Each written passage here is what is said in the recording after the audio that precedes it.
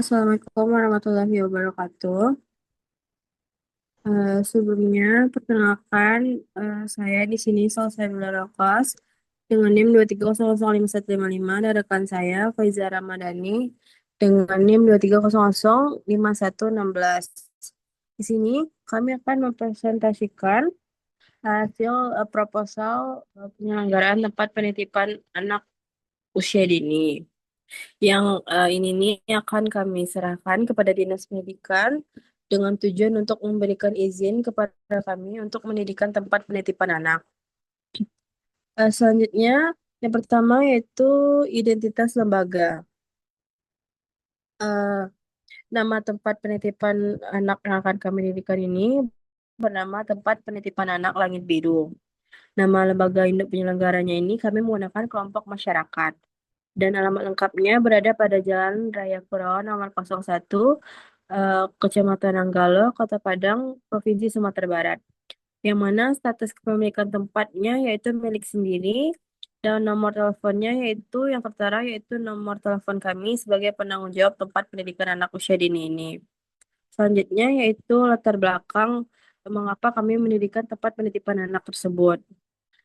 Dikarenakan kondisi sosial masyarakat di wilayah Jalan Raya Sumatera Barat Kota Padang ini tergolong sebagai daerah pemukiman padat dengan sebagian besar mereka atau orang tuanya bekerja di berbagai provinsi. Pola kehidupan masyarakat yang sibuk dan padat aktivitas menyebabkan banyak orang tua memiliki waktu yang sangat terbatas untuk menjaga atau mendampingi anak-anak mereka. Maka dari itu, kami mendirikan tempat penitipan anak usia dini ini untuk memberikan wadah atau pengasuhan pendidikan yang layak bagi anak usia dini serta menciptakan lingkungan belajar yang aman, menyenangkan yang terjangkau bagi seluruh lapisan masyarakat. Selanjutnya yaitu tujuan, yang mana tujuan ini terbagi dua. Yang pertama yaitu ada tujuan umum, yaitu menyediakan layanan pendidikan, pengasuhan, dan perlindungan bagi anak usia dini yang fleksibel, aman, dan juga terjangkau bagi masyarakat di lingkungan sekitar, khususnya di wilayah Kota Padang, Nanggalo, Jalan Raya Kurawa ini. Yang kedua yaitu ada tujuan khusus terbagi dalam beberapa poin. Yang pertama itu memberikan layanan stimulasi perkembangan anak usia dini melalui kegiatan bermain sambil belajar yang edukatif. Juga membantu orang tua dan wali bekerja dengan menyediakan layanan penitipan dan pengasuhan yang berkualitas. Juga menjadi mitra bagi orang tua dalam proses pendidikan anak mereka dan juga mendorong terciptanya lingkungan yang peduli terhadap tumbuh kembang anak. Selanjutnya yaitu manfaat. Manfaat ini didirikannya TPA ini bukan hanya serta-merta, tentunya dapat banyak manfaat bagi mereka yang terutama bagi anak. Manfaat bagi anak yaitu anak dapat mendapatkan layanan pengasuhan dan pendidikan yang mendukung semua aspek. Berkembangnya baik secara kognitif, sosial, emosional, bahasa maupun fisik melalui kegiatan bermain yang terarah dan menyenangkan. Bagi orang tua, manfaatnya tentunya orang tua ini lebih memperoleh dukungan dalam pengasuhan dan pendidikan anak, serta memiliki tempat penitipan yang aman, terpercaya, dan edukatif, dan juga orang tua ini merasa aman saat menjalankan kegiatannya di luar. Yang ketiga, bagi masyarakat tentunya juga mendapatkan manfaat, yaitu meningkatkan kesadaran masyarakat dengan pentingnya pendidikan anak usia dini ini, serta mendorong partisipasi aktif masyarakat dalam mendukung kegiatan pendidikan anak dan pengasuhan anak ini. Selanjutnya yaitu program layanannya. Jenis layanan di sini dirancang dan diperuntukkan bagi anak usia dari 0 sampai dengan 6 tahun.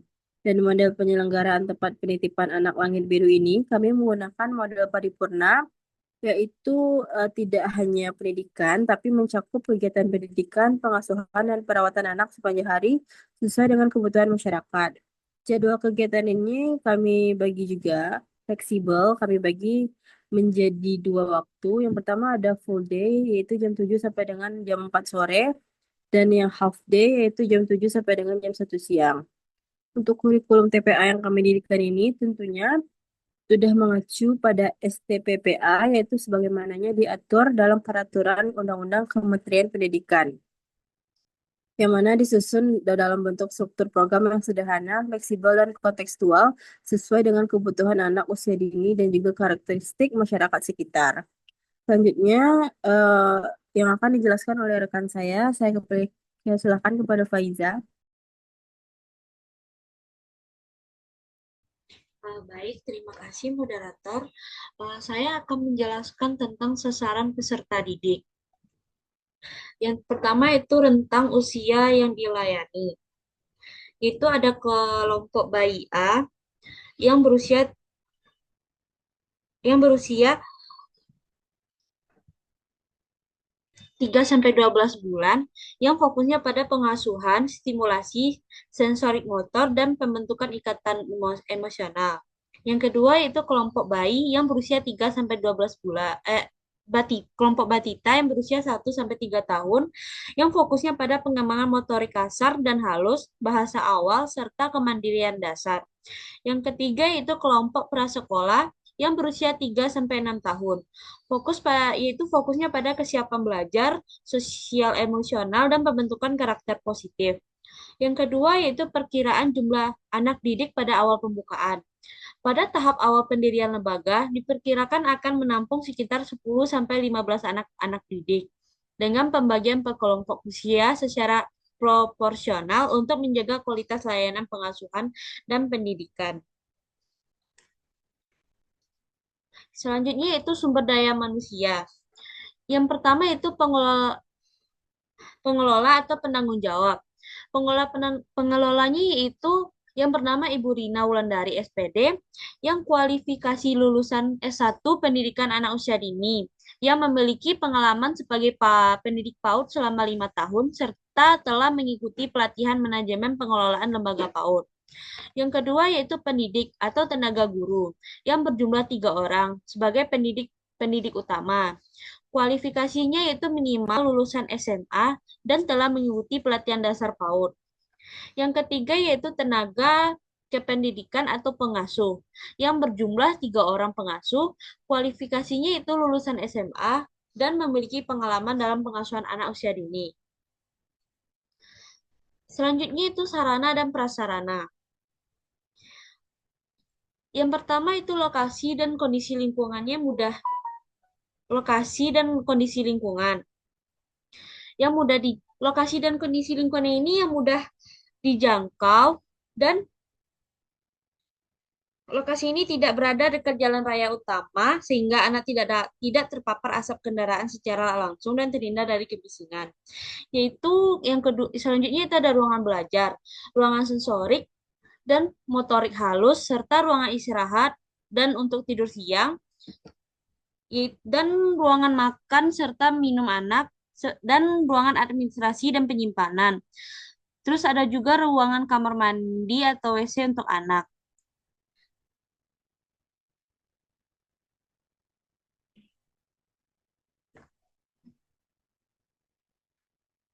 Selanjutnya, selanjutnya itu data ruangan dan fasilitas.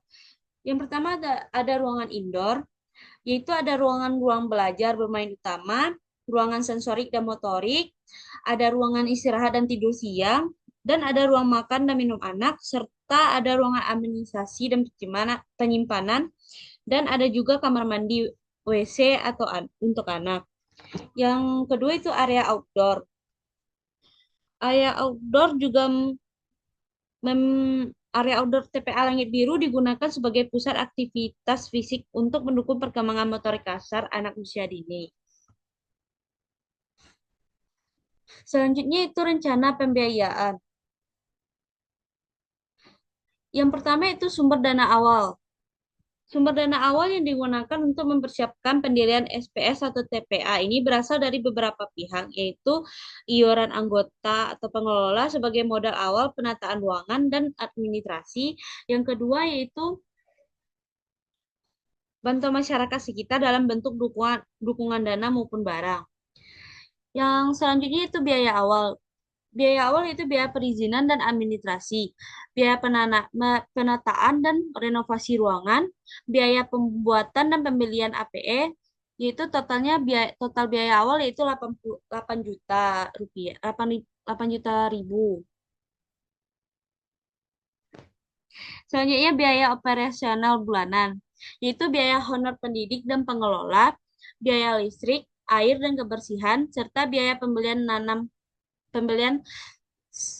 bahan habis pakai, serta biaya konsumsi. Totalnya yaitu 11.524.000. Selanjutnya sumber pemasukan rutin yaitu iuran sukarela orang tua dari lembaga induk bantuan bantuan donatur tetap. Kesimpulannya yaitu berdasarkan seluruh iuran pada bab-bab semuanya, dapat disimpulkan bahwa pendirian tempat penitipan anak ini merupakan kebutuhan yang mendesak dan relevan dengan kondisi masyarakat saat ini.